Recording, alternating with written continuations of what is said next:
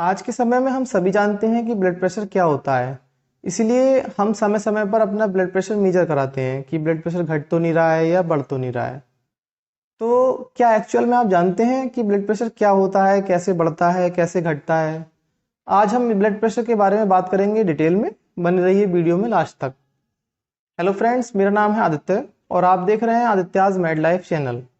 अगर हमारी वीडियो आपको अच्छी लगती है तो वीडियो को लाइक कीजिए, चैनल को सब्सक्राइब कीजिए। चलिए सबसे पहले बात करते हैं ब्लड प्रेशर के बारे में कि ब्लड प्रेशर क्या होता है। तो मैं बताना चाहूँगा आपको, जो हमारी बॉडी में वेन्स होती हैं वो सारा ब्लड हार्ट तक लेके जाती हैं, दिल तक लेके जाती हैं। फिर दिल का काम होता है उसको पंप करने का, वो उसको पंप करके सारे ब्लड को हमारी आर्टरीज तक देता है। तो आर्टरीज में जो है ब्लड के द्वारा एक प्रेशर लगाया जाता है उसकी बॉल पे, इनर बॉल पे। तो जो प्रेशर ब्लड के द्वारा आर्टरीज की बॉल पे लगाया जा रहा है वो ब्लड प्रेशर कहलाया जाता है।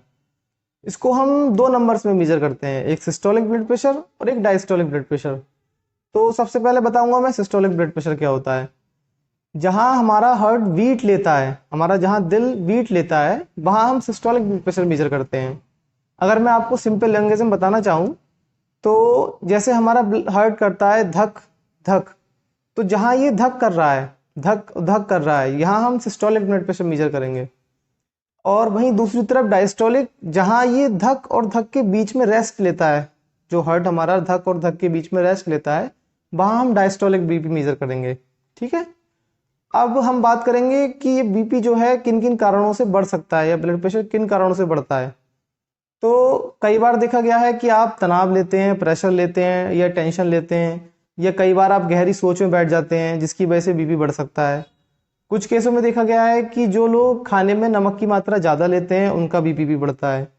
ठीक है, वहीं दूसरी तरफ जो मार्केट में पैक्ड फूड आ रहे हैं जिनमें सोडियम की अमाउंट ज़्यादा आ रही है, जिनकी वजह से ब्लड प्रेशर बढ़ता है। तो उसके ब्लड प्रेशर जब बढ़ता है तो उससे आपको क्या क्या साइड इफेक्ट हो सकते हैं या आपको क्या क्या सिम्टम्स आ सकते हैं, हम उसके बारे में बात करेंगे।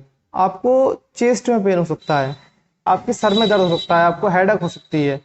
ठीक है, आपको घबराहट हो सकती है, आपकी पल्स रेट डिस्टर्ब हो सकती है बीपी बढ़ने के बाद। तो आपको इसको कैसे मेंटेन करना चाहिए, वो भी बिना दवाइयों के, उसके बारे में भी बताता हूँ मैं।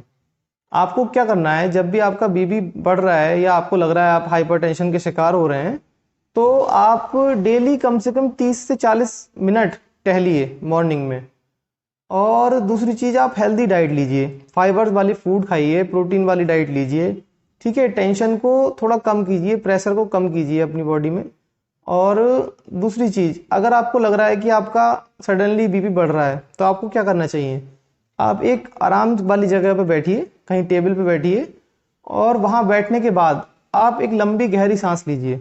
ठीक, लंबी गहरी सांस लेने के बाद उस सांस को 10 सेकंड के लिए रोकिए अंदर, उसके बाद उसको बाहर निकालिए सांस को। ठीक है, ऐसा अगर आप 10 से 15 बार करते हैं तो आपको लगेगा कि आप बहुत रिलैक्स फील कर रहे हैं और आपका बीपी नॉर्मल होना शुरू होता है वहीं से। तो ये सब सिम्टम्स हैं जिसकी वजह से हम जो है अपना बीपी नॉर्मल कर सकते हैं बिना दवाइयों के। अगर आप फिजिकली एक्टिव रहते हैं, ये सारा कुछ करते हैं, हेल्दी खाते हैं, तो आप जरूर बिना दवाइयों के बीपी को नॉर्मल कर सकते हैं। वहीं हम दूसरी तरफ बात करें बीपी लो की, तो बीपी लो के कोई ऐसे ज़्यादा कारण नहीं है जिनकी वजह से बीपी लो होता है।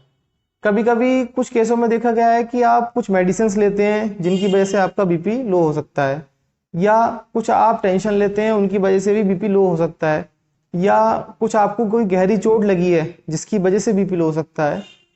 अब ऐसे में बीपी लो होने में क्या क्या सिम्टम्स आते हैं, आपको चक्कर आ सकते हैं, आपको घबराहट भी हो सकती है बीपी लो होने पे, और दूसरी तरफ देखा जाए तो आपको ऐसा फील होता है बीपी लो होने पे कि आपकी बॉडी में बिल्कुल ताकत नहीं रही, बिल्कुल स्ट्रेंथ नहीं रही, आप उठ बैठ नहीं पाते ठीक से, आप चल नहीं पाते, आपको चलने पे चक्कर आते हैं। ये सारे सिम्टम्स जो हैं बीपी लो होने पे आपको फील होते हैं। अब हमको करना क्या चाहिए बीपी लो होने पर? हम नींबू और नमक का घोल पी सकते हैं, चीनी या नमक का घोल ले सकते हैं। वहीं दूसरी तरफ अगर आप चाहें तो इलेक्ट्रॉल का घोल भी ले सकते हैं, कॉफ़ी पी सकते हैं, या अगर कुछ आपको नहीं मिल रहा है इमरजेंसी में तो आप मिठाई खा सकते हैं जिसकी वजह से भी आपका बीपी बढ़ जाता है, अगर बीपी आपका लो हो रहा है तो। Thank you.